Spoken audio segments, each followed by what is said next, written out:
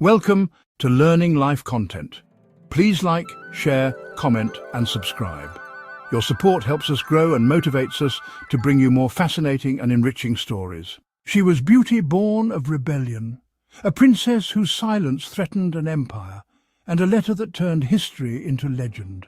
In the heart of Rajasthan, the kingdom of Kishangar was a jewel of Rajput culture, a sanctuary of art and devotion.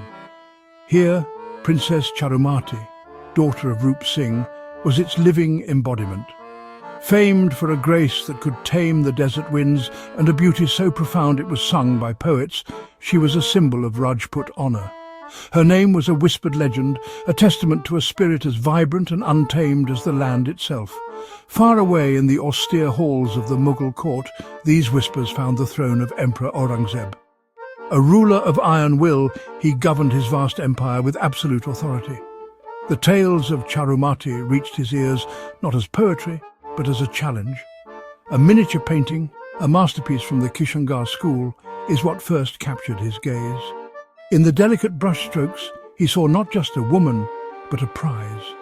A desire, cold and absolute, took root, a desire to possess this symbol of Rajput pride, to bring it under the shadow of the Mughal crown.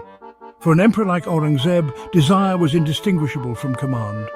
The imperial decree, the Farman, was drafted. Its words, penned in elegant but unyielding script, were not a proposal, but a declaration. Sealed with the emblem of an empire that knew no refusal, it was dispatched to Kishangar. The order was for her brother, Man Singh, placing the weight of an emperor's will against the honor of his house and the fate of his sister. The decree from Delhi had fallen upon the kingdom of Kishangar like a death sentence. Princess Charumati, celebrated for her beauty and spirit, was to be a political sacrifice, another jewel for the harem of the insatiable Mughal emperor Aurangzeb. In the hushed halls of the palace, seasoned advisors and brave commanders bowed their heads, seeing no path but submission. The might of the Mughal empire was absolute, a tide against which their small kingdom was but a grain of sand. Appeasement, they murmured, was the only way to survive, but Charumati was no pawn to be traded for a fragile peace. Within her flowed the unyielding blood of Rajput warriors, nurtured on tales of honor that valued death over disgrace.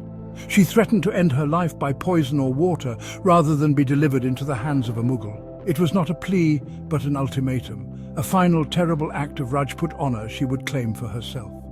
Her voice shook the palace. Her vow of fire echoed through the marble corridors, a sound more powerful than any sword. Despair was burned away by the heat of her conviction. Her resolve forced a new, audacious plan. The maps were unfurled, not for surrender, but for war. A secret message was penned, a desperate plea sent not to Delhi, but to the one man who might dare to answer, Maharana Raj Singh of Mewar. In the quiet solitude of her chambers, with only the flickering lamplight as her witness, Charumati took up her pen.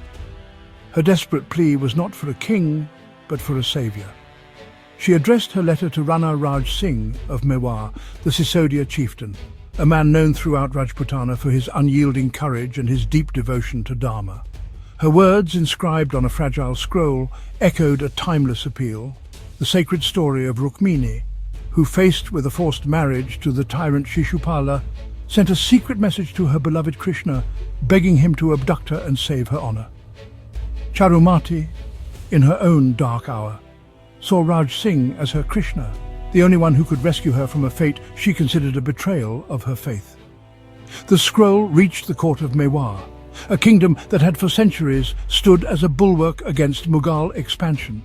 Rana Raj Singh, a descendant of legends like Maharana Pratap, read Charumati's words. For him, this was more than a princess's cry for help. It was a direct challenge to his authority as the leading Hindu ruler and a blatant affront to Rajput honor by the Mughal emperor. The time for words had passed. His answer would be written in the dust of the plains and the steel of Rajput swords.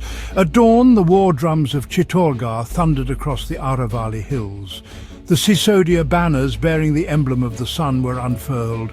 Thousands of Rajput cavalry, their armor glinting in the morning light, mounted their Mewari steeds. This was not a march of conquest, but a crusade of honor.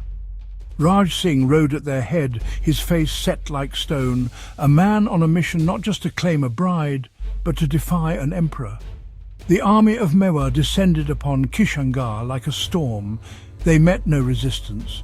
The young, intimidated Rup Singh and his brother Man Singh found themselves powerless before the might of the Sisodius. Raj Singh, with the authority of a guardian, placed Man Singh under house arrest for his complicity. He then sought out Charumati. In a simple, swift ceremony before the sacred fire, Rana Raj Singh took Charumati's hand, fulfilling his dharma as the protector she had prayed for.